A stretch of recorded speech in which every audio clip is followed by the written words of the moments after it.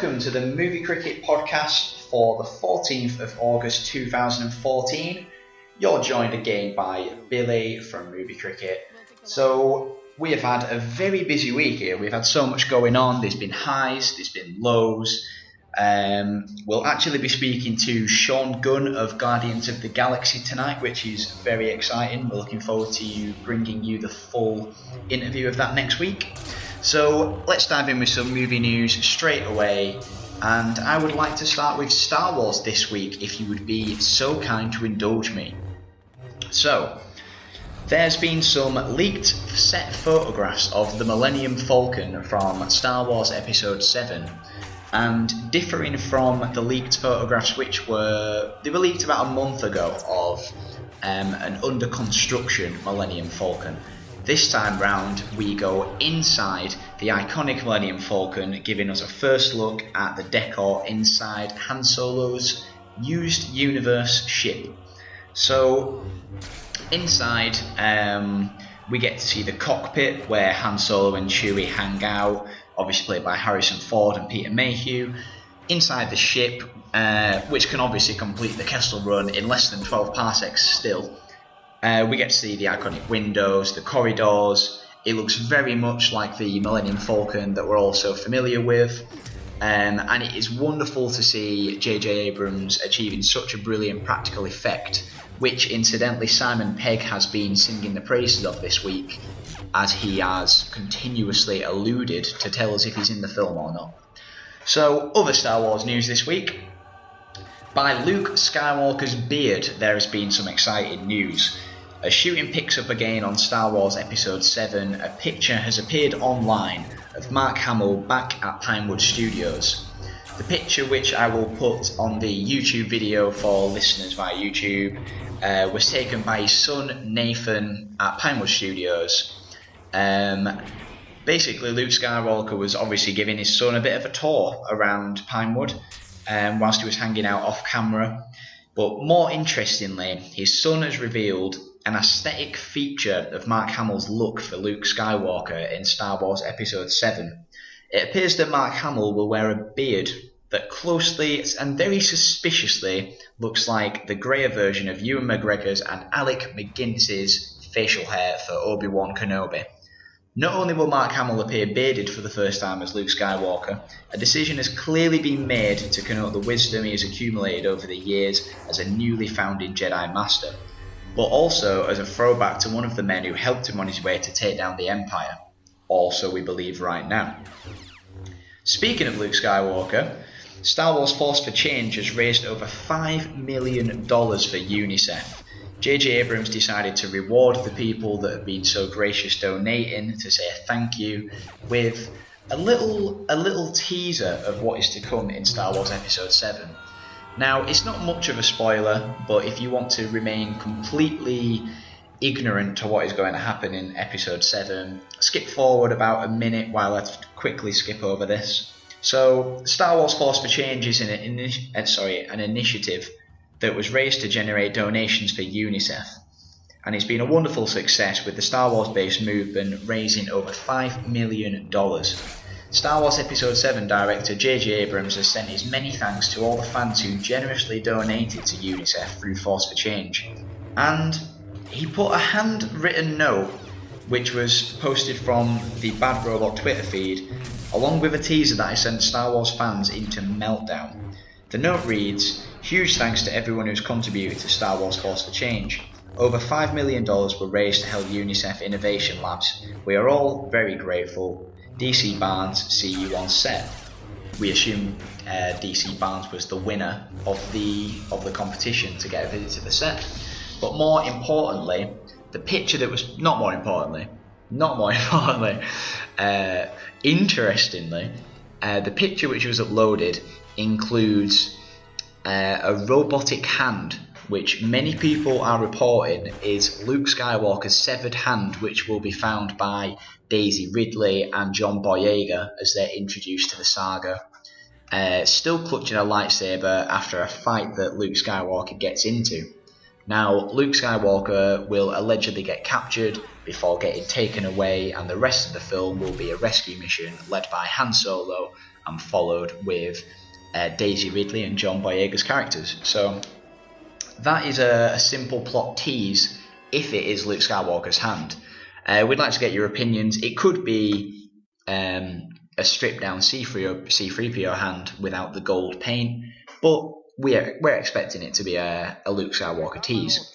Okay, I want to talk about, sort of speaking of Hollywood icons, I feel we should pay a tribute to the late Robin Williams. Such horrible news this week. Robin Williams was found by the police in his apartment in San Francisco, California, where it appears the actor took his own life after battling severe depression. Robin Williams was 63 years old, though he's left behind a lineage that will last on forever. In a statement written by Robin Williams' publicist, it has been confirmed that Mr. Williams was battling with severe depression, and the latest reports tragically state the actor was suffering from alcoholism and drug dependency. Williams' publicist wrote, "Robin Williams passed away this morning. It has been battling severe depression of late. This is a tragic and sudden loss. The family respectfully ask for their privacy as they grieve this difficult time."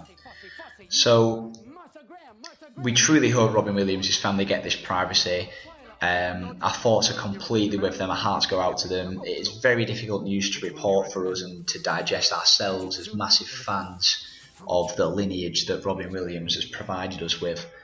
Robin Williams' work in the film industry is among the most loved and cherished acts Hollywood has ever produced. From his mainstream comedy through to his breakthrough role in Good Morning Vietnam, to his dramatic works like Good Will Hunting, as well as his frantic and elaborate voice work in Aladdin, Robin Williams has produced a body of works that will live on forever and continue to bring those smiles to millions of faces across the world. Robin Williams was an expert of cinema, turning his hand to directing, taking the edgier 1 hour photo, for instance. This chilling cinema project was a bold move more recently. It's confirmed that Robin Williams' parts were actually filmed for Night at the Museum Secret of the Tomb, though there's no current indication whether these parts will still be included in the film. But we do hope they'll be included as a testament to the actor's forever commitment to his craft. There's a very sad irony to Robin Williams' death. For somebody who brought such joy to people's lives, he was battling severe depression behind his infectious smile. Robin Williams will be sorely missed. It is a truly awakening moment for Robin Williams to pass in such a way. Let us hope this tragedy can save lives though. Please, if you're feeling incredibly low and depressed, if you feel that the world has got too much, if you no longer if you can't fight it anymore, please reach out to someone, please talk to somebody. There is help out there designed just for you. The tragedy came out of depression, and any loss of life is a complete waste. We all know that the world can be shit at times, we all know that, but there's always a smile to be found out there, and Robin Williams was a master of putting smiles on people's faces. So we'd love to hear your testaments to Robin Williams. It was a very emotional report to bring this week, so share your memories with us, bring us your most fond memories of Robin Williams. And yeah, please spread the awareness of how depression can affect people. There's an article on the website with services and contact numbers that can help those that need it. So I think out of this we could all try and be more understanding, and yeah, it's been a difficult week for that. So let's turn to some lighter news that has come out of movies this week. Believe it or not, Sony may have just saved us from World War III, as they've made a series of small amendments to The Interview after war threats from North Korea. If you missed this incredible story develop over the last month or two, allow us to fill you in. For their big follow-up to This Is the End, co-writers and directors Seth Rogen and Evan Goldberg have put together The Interview. This comedy satire stars Seth Rogen and James Franco and follows the comedy duo as a popular journalist and his producer as they attempt a fictional assassination of North Korean leader Kim Jong-un, under orders of course from the CIA. That is really the plot. No elaboration, that is the plot. So, the North Korean response, of course, was quite hostile, declaring the film an act of war. Kim Jong-un's representatives threatened aggressive response if the film was not banned, as the nation made a complaint to the United Nations. In the latest development of this story, Sony are now making several alterations to the interview, presumably to avoid further hostilities that could pretty much explode the planet. This has been a pretty funny story to follow, with Kim Jong-un's representatives kind of borderline threatening the world, holding the world ransom if this film doesn't get banned. So Sony are basically taking some digital changes, and the film will be pushed back to later in December for its release. In other news, we saw a Better Call Saul teaser. The Breaking Bad spin-off has released the first teaser and has released a release month that the show will become available. Saul Goodman, of course, takes centre stage in this short but revealing teaser, which reveals the release month for the highly anticipated Better Call Saul. Recently, Bryan Cranston confirmed that he will not reprise Walter White in Better Call Saul, despite avid speculation. This, of course, could be to throw people off the scent, or it could be a genuine denial. It's difficult to tell when meth dealers are involved. But for the time being, we believe that Bryan Cranston won't be part of Better Call Saul. But Better Call Saul will arrive on our screens in February. This brief but funny trailer keeps us up to date with all the latest goings on at AMC as they produce Better Call Saul. So check that out for the next 11 seconds now. Lawyers, we're like health insurance. You hope you never need it, but man, oh man, not having it? No. How great was that? So, in other news, the Last of Us movie has made a few little announcements recently. I'm particularly interested in this because I am currently playing The Last of Us for the first time on PlayStation 4 right now. I've never played it before. It's going to take me forever to complete it because I am an absolute pussy when it comes to playing horror games. We've tried to play Outlast, a few games like that, and I just can't do them. Last of Us is no easier. But what an incredible game. I'm absolutely hooked on it. A lot of my mates have played it and they absolutely swear by it. Like video game reviewers that we really respect, like Angry Joe. He's on YouTube for you guys that aren't aware of him. Constantly give this game a 10 out of 10, and it's difficult to argue with that. So basically, the screenwriter in charge of the Last of Us movie has explained why the film will be significantly different from the popular Naughty Dog video game. The Last of Us film adaptation caused quite a stir at the San Diego Comic-Con earlier this year, where it was teased that Game of Thrones star Maisie Williams is being eyed for the lead role of Ellie. The cult horror icon Bruce Campbell has also been touted to appear in some capacity as well. But this weekend, the screenwriter Neil Druckmann has explained how the story is getting an overhaul and that the film adaptation will have to be significantly different from the video game. To be fair, it's hard to imagine a young actress out there right now who is more perfect than Maisie Williams for the role of Ellie in The Last of Us. The young actress stars of course in Game of Thrones as Arya Stark, who is a very similar archetype to Ellie in The Last of Us. Whilst this casting remains unconfirmed, we don't expect Maisie Williams to be left behind when The Last of Us movie begins production. Neil Druckmann is the screenwriter behind the movie adaptation of The Last of Us, but his connections with the franchise run pretty deep actually. Druckmann was also the writer and creative director on the original Naughty Dog video game, so in terms of penning the story, they don't come much better. Druckmann has provided an update on The Last of Us movie, explaining that the storyline of the movie, which is essentially, of the game, is essentially a 15-hour narrative which needs to be whittled down into a 2-hour movie. This is proving quite the challenge, as Druckmann explains. In 2 hours, you can't tell the same kind of story that you can in a game like The Last of Us, which is 15 hours. I'm in the middle of it now, and it's been super difficult because there's so much that happens in The Last of Us. Even just in the cinematics, that can't fit into a film, let alone all the gameplay in between all the dialogue. So big changes are going to be coming in The Last of Us movie adaptation. Legendary director Sam Raimi is collaborating with the studio to make The Last of Us a genuinely horrific tale, with the film planned to retain the core emotional relationship with Joel and Ellie. Besides this, however, the plot will have to be significantly different to fit into the 2-hour movie. Druckmann continued, "It almost has this novel quality as far as how much content there is, and a film works really well when it's laser focused. So the first part of it was like, well, what is this story really about? It's clearly about Joel and Ellie. What are the most important beats that we can't lose? Start with those and cut everything else out. It's been really difficult to cut certain things out, but what I'm starting to get from this is a really focused narrative about what these two characters are about.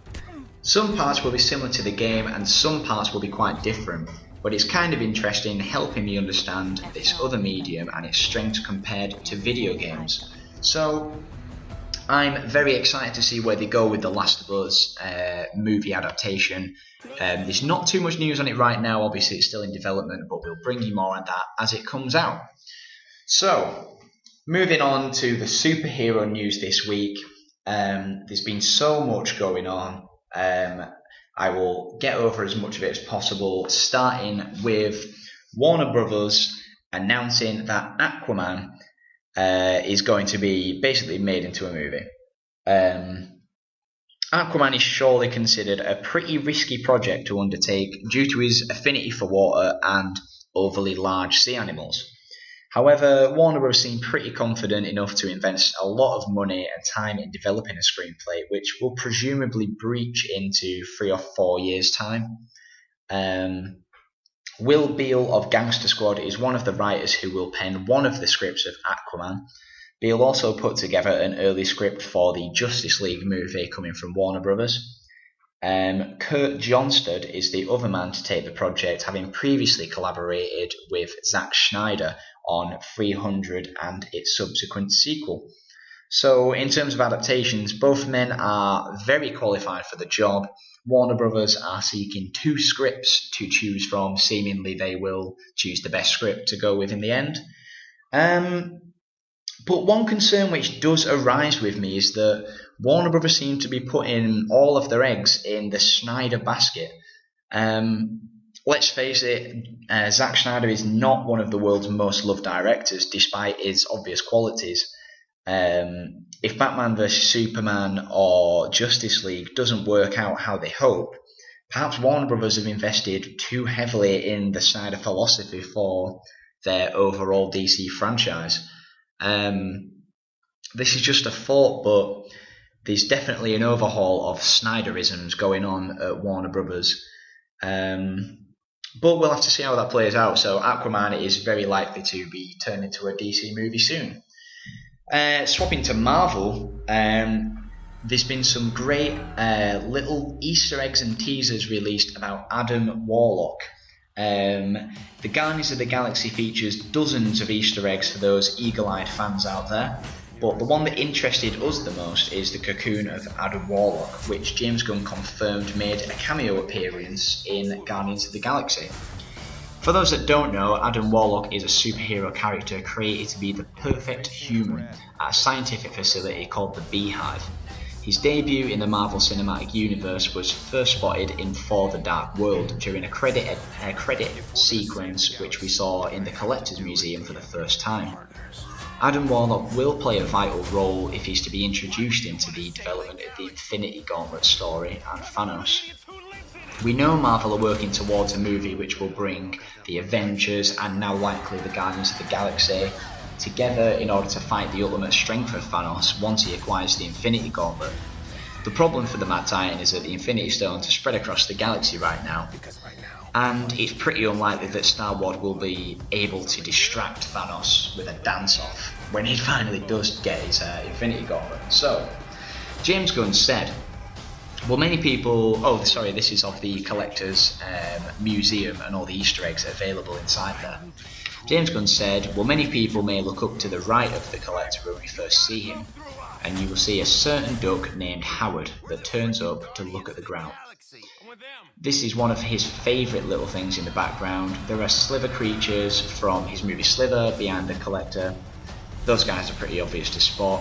and you have Adam Warlock's Cocoon, you have all sorts of other characters from the Marvel Universe. So basically, the breakout is 100% Adam Warlock. The cocoon that is bust open in the end credit sequence, that is completely Adam Warlock, who is now wandering around the Marvel Cinematic Universe, most likely thinking, what the hell's going on? There's talking ducks, there's telepathic dogs, there's a raccoon that loves nothing more than death and destruction, and let's not forget there's a little dancing tree knocking around now. But that is why Guardians of the Galaxy is the best Marvel movie by a mile. So in other Marvel news, The Inhumans has been teased at last. Last week Vin Diesel teased that he's going to be turning up in a future Marvel production of The Inhumans, where he is expected to play Black Bolt, who is the leader. Vin Diesel tweeted, "I get the strange feeling that Marvel thinks I'm inhuman. Ha!" So, yeah, Vin Diesel is teasing directly that he's going to be involved with an Inhumans project. It seems that the success of Guardians of the Galaxy has played a huge part in forcing Marvel's hand to move for an Inhumans movie.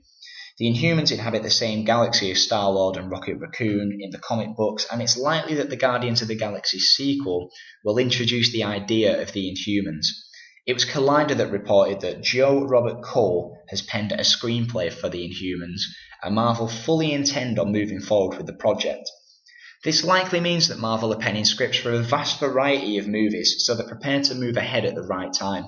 Maybe there's already an existing screenplay for Black Panther, or we would expect actually by now that Doctor Strange already has a finished script with Scott Derrickson already signed on to direct. As with Guardians of the Galaxy, the filmmaker chosen to make the Inhumans will have a certain level of creative freedom to put their own stamp on the movie. So, for those who don't know, who are the Inhumans? The Inhumans are a Stan Lee and Jack Kirby creation, who are the result of experiments by an alien race. These experiments give them incredible powers and allow the Inhumans to set up a society and community of their own, secluded away from humanity as they develop their own advanced technology. Black Bolt is their leader, followed by Karnak, Gorgon, Triton, Maximus the Mad, and Lockjaw. The Inhumans as a whole are no strangers to a comic book crossover with the Avengers and the Guardians of the Galaxy. So, more on the Inhumans as it comes in. It is likely that this film will be earmarked for a release in late 2017, early 2018, if the script is truly already complete. And that's it, ladies and gentlemen. That just about summarises this week's movie news.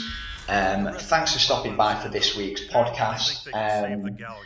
Slightly returning to the news about Robin Williams, we would seriously love you to engage with the article that's on the website about depression in Hollywood, and the content includes certain actors and actresses that have been affected by depression during their careers and how they've overcome it.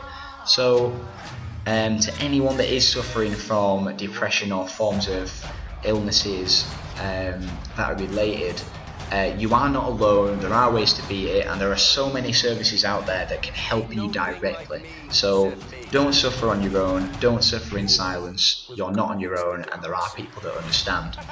So thanks for stopping by, guys. Have a fantastic week, and see you next time on the Movie Cricket Podcast. See you later, guys. Bye. Of the Galaxy in theaters August 1st.